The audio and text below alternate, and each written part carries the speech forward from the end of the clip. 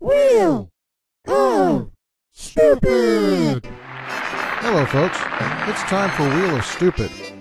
It's time for the next part on this Facebook graphic. Let her rip, sweetie.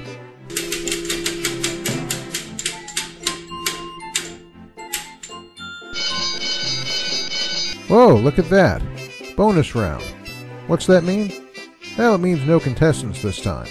Instead, we have a little presentation for you to enjoy.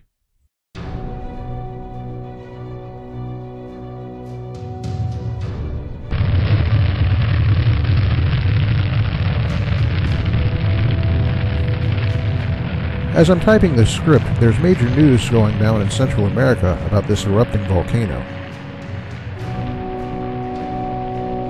It's not hard to find news stories about it. Some of them were even written within hours or minutes of the eruption.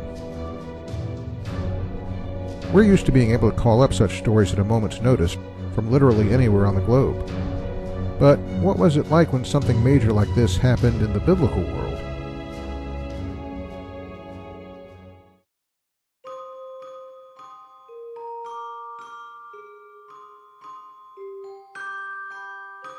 In the year 79 AD, Mount Vesuvius, located some 20 miles away from the major city of Naples, Italy, erupted and caused one of the greatest natural disasters known from the ancient world. Two cities, Pompeii and Herculaneum, were destroyed in the eruption, along with several smaller towns. Estimates of the death toll range from 16 to 60,000, many of them upper-class Romans.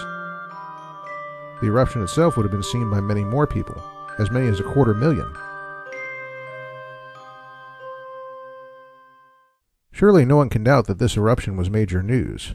And yet, how many contemporary first-hand records do you suppose we have of it happening? Care to take a guess?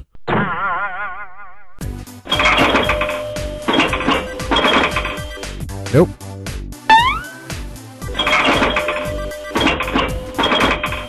Lower. Lower.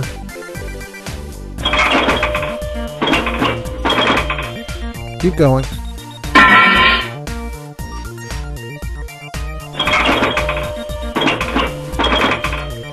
That's right, just one. Some 30 years after the fact, Pliny the Younger wrote a letter to his fellow historian Tacitus, describing how his uncle Pliny the Elder had been killed in the eruption. Consider that for a moment. Had his uncle not been killed in the eruption, it's quite possible that the younger Pliny would not have written about it at all, and that we'd have no contemporary accounts from anyone who actually saw the eruption happen. What's this have to do with our discussion of silence on biblical events? Well, look at the Facebook graphic again.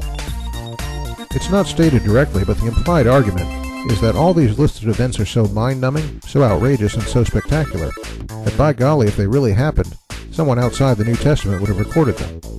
And since that didn't happen, well, obviously these stories are made up.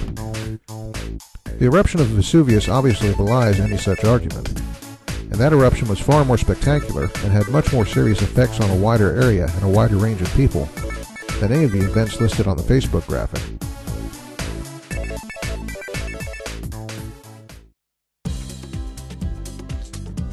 But why would there be so few testimonies of even the most spectacular sort of events? There are 5 primary factors to consider, though not all of them are relevant to every possible situation. The first factor is a simple one that we probably wouldn't think of. We're used to just about everyone we know being able to read and write. What do you think the average literacy rate was in that time, fella? Nope. Lower. Lower.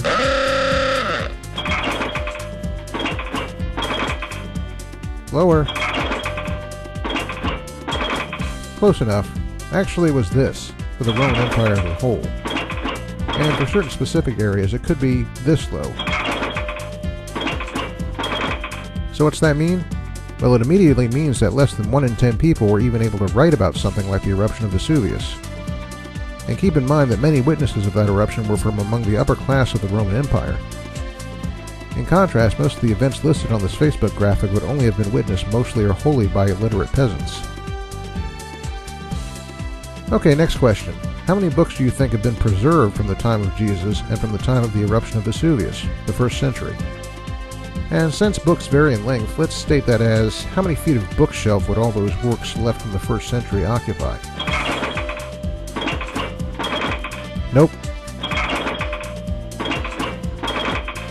Lower. Lower. Lower than that. There you go. That was the estimate made by a classical scholar some years ago. It may be a bit longer now, but not by much. And before you go complaining about Christians supposedly burning all those ancient works, that wasn't the problem. The simple fact is that books weren't made to survive such a long period, and unless people found them really interesting, they wouldn't be copied. A clear example of this is the fact that Rome would have produced over 225 million military pay records. Yet, how many do you think are left to us today? Come on, try to guess. Nope. Lower. Lower. Well, I guess he didn't want to play any more guessing games. The answer is, last I checked, no more than this number. There may have been more discovered in the meantime, but I guess the critics will have to argue that the Romans almost never paid their military. Maybe that's why the empire fell. A third factor is a negative one, explaining why an event might not be recorded. It wouldn't apply to something like Vesuvius erupting, but it would have a lot to do with the events concerning Jesus. The simple fact is that many persons outside of Jesus' social in-group would not want or care to preserve the events of his life. In particular, the powers in charge at that time, the Sadducees and Pharisees, would use silence as a way to indicate their disdain for someone like Jesus who challenged them. There's a good parallel here from ancient Egypt. The so-called heretic pharaoh, Akhenaten, was looked down upon by those who came after him.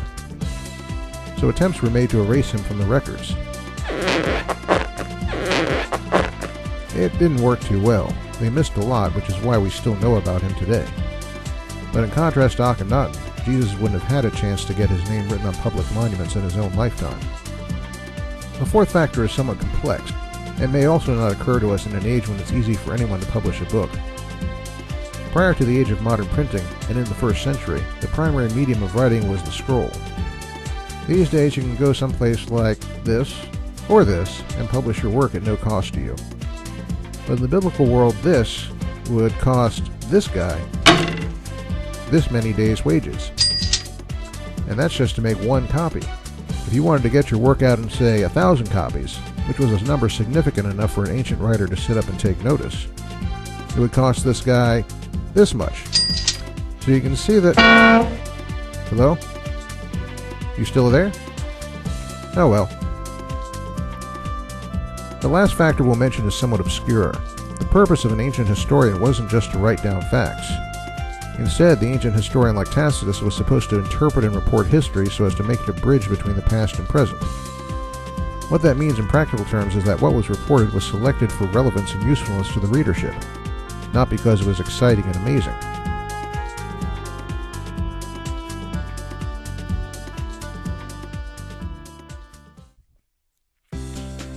So here's the sum of the matter.